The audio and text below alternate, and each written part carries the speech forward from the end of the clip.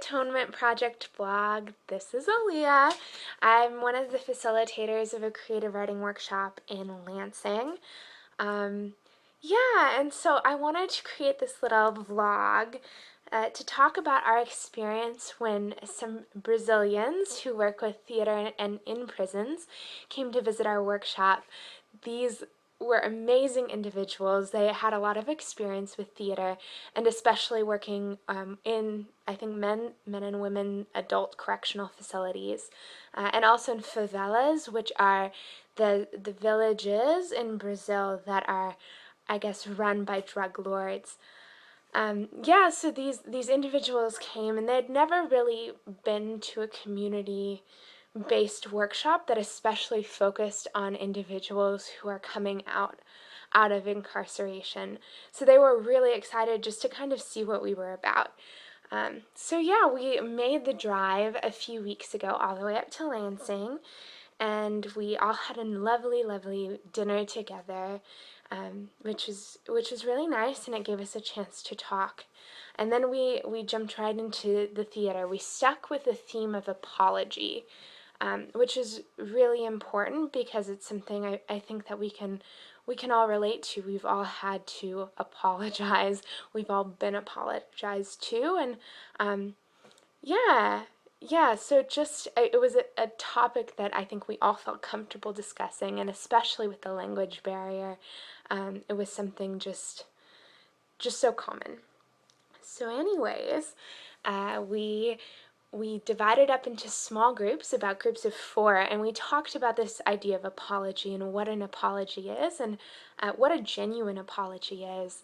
And it was interesting. I was in a small group with one of the professors from Brazil, and she talked about how apologizing is so much of a cultural thing. We apologize for very little things, very meaninglessly, without much heart to it. And another man in our group, he talked about how he struggles, as a man especially, with apologizing because the culture tells him that that's a sign of weakness. So I found both of those comments very interesting, and I was especially struck by one of the final remarks, which was by a young woman who's from Brazil, and she was saying how one of the most important apologies is the one that we give to ourselves. You know, when we make a mistake, of course we have to apologize to the people affected by that mistake, but it's so important to feel that apology within us, and to find forgiveness in ourselves, because otherwise there's no moving forward. And that's what atonement is. Atonement is the moving forward after an apology. And so I was just really, really struck by her insight on that. So, anyways, after all of this good sharing, we all made a series of tableaus, which are still images, in our small groups. So each small group had to make a non-moving image of a incident, a mistake, and then an apology, so a second tableau, and then a third tableau of the result of the apology. It was incredibly moving. I remember one of the groups looked at a woman who had been abused by her parents, by her mother, and it showed that mistake of abuse, and then the mistake continued because the woman who was abused went on to mistreat her own daughter.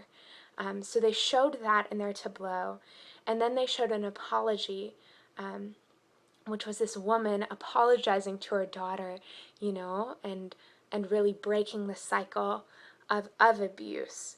And then the moment after that, the moment after the apology, was one of this restored relationship between mother and daughter, and the mother completely leaving behind the past. I was really, really touched by that.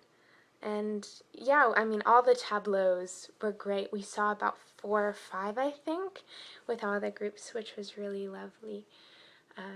Yeah, yeah, and I think aside from the actual content of the workshop, which was fantastic, I think it's the best workshop Erin and I have ever, I guess, collaborated on.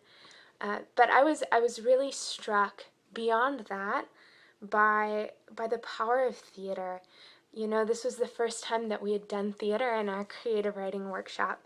And I think there's something really special about motion and interactivity. When people are up on their feet and forced to work with each other, I think really unique bonds are formed, and people are able to dig deep into themselves in a way that they might not able to do if they're just writing on their own.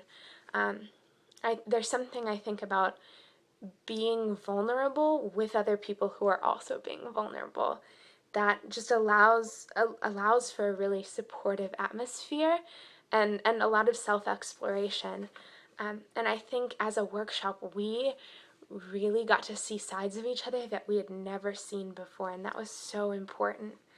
Um, and so I was thinking about this because some of our workshops in the Atonement Project are creative writing workshops, and of course, creative writing is a wonderful tool, I think, for exploring this theme of atonement, and of course the themes of apology and acknowledgement.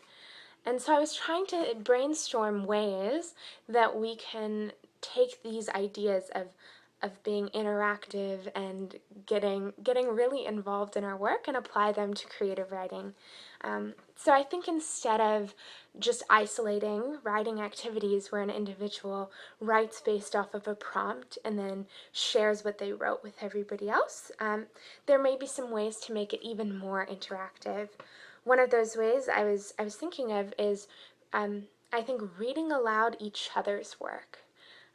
So after completing a writing prompt, allowing individuals to switch with each other, maybe discuss their work with each other, and then when it comes to sharing with the whole group, share somebody else's work.